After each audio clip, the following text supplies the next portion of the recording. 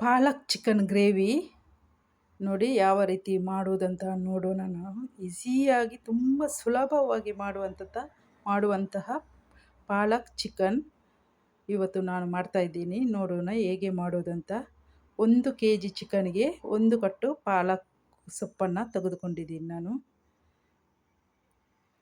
ಈ ಪಾಲಕ್ ಸೊಪ್ಪನ್ನು ಚೆನ್ನಾಗಿ 3 ಸಲ ತೊಳೆದಿದ್ದೀನಿ. ತೊಳೆದು ಅದರಲ್ಲಿ ಹೊಯ್ಗೆಲ್ಲ ಇರುತ್ತಲ್ಲ, ಅದಕ್ಕೆ 3 ನಿಮಿಷ ಬೇಯಿಸಿ ಉಪ್ಪು ಹಾಕಿ, ನಂತರ ಅದು ತಣ್ಣಗಾದ ನಂತರ ಅದನ್ನು ಮಿಕ್ಸಿಗೆ ಹಾಕಿ ಚೆನ್ನಾಗಿ ಪೇಸ್ಟ್ ಮಾಡಿ ಇಟ್ಕೊಳ್ಳಿ.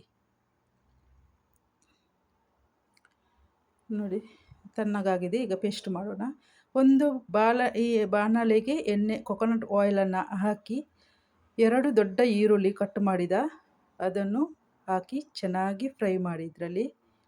ನಂತರ ತೊಳೆದಿಟ್ಟ 1 kg ಚಿಕನ್ ಇದಕ್ಕೆ ಸೇರಿಸಿ ಉಪ್ಪನ್ನು ಸೇರಿಸಿ ಫ್ರೈ ಮಾಡಿ.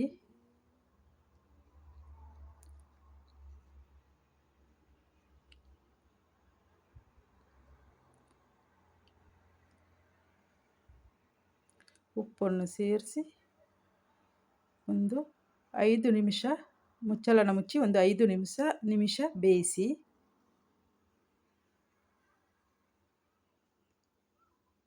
ಈಗ ಚಿಕನ್ ಮುಕ್ಕಾಲು ಭಾಗ ಬೆಂದಿದೆ ಚಿಕನ್.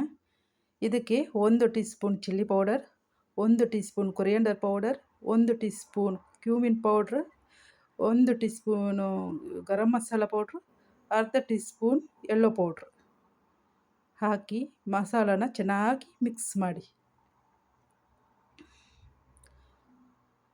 ಈಗ ಅದಕ್ಕೆ ಜಿಂಜರ್ ಗಾರ್ಲಿಕ್ ಪೇಸ್ಟನ್ನು ಹಾಕಿ ಮಿಕ್ಸ್ ಮಾಡಿ.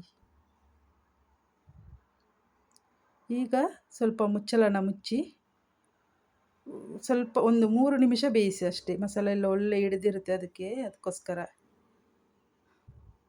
ಈಗ ಪೇಸ್ಟ್ ಹಾಕಿ ಅದು ಪಾಲಕ್ ಪೇಸ್ಟನ್ನ ಹಾಕಿ ಮಿಕ್ಸ್ ಮಾಡಿ ಚೆನ್ನಾಗಿ ಮಿಕ್ಸ್ ಮಾಡಿ ಒಂದು ಮುಚ್ಚಳನ ಮುಚ್ಚಿ ಬೇಕಾದರೆ ನೀರು ಸೇರಿಸ್ಬೋದು. ನನಗೆ ಸ್ವಲ್ಪ ನೀರು ಬೇಕಂತ ಅನಿಸ್ತು, ಅದಕ್ಕೆ ನೀರು ಹಾಕ್ತಾಯಿದ್ದೀನಿ. ನೀರು ಬೇಡ ಅಂದರೆ ಬೇಡ, ಗಟ್ಟಿ ಗ್ರೇವಿನೇ ಇಡ್ಬೋದು. 1 ಟೊಮೆಟೊನ ಕಟ್ ಮಾಡಿ ಹಾಕಿ ಮುಚ್ಚಳನ ಮುಚ್ಚಿ 1 ನಿಮಿಷದವರೆಗೆ ಬೇಯಿಸಿ. 1-2 ನಿಮಿಷ ಬೇಯಿಸಿ ಅಷ್ಟೇ. ಈಗ ರೆಡಿಯಾಗಿದೆ ನೋಡಿ ಗ್ರೇವಿ, ಪಾಲಕ್ ಚಿಕನ್ ಗ್ರೇವಿ ರೆಡಿಯಾಗಿದೆ. ಈಗ ಇದಕ್ಕೆ ಕೊತ್ತಂಬರಿ ಸೊಪ್ಪನ್ನು ಸೇರಿಸಿಬಿಡೋಣ. ರೆಡಿಯಾಗಿದೆ ಪಾಲಕ್ ಚಿಕನ್.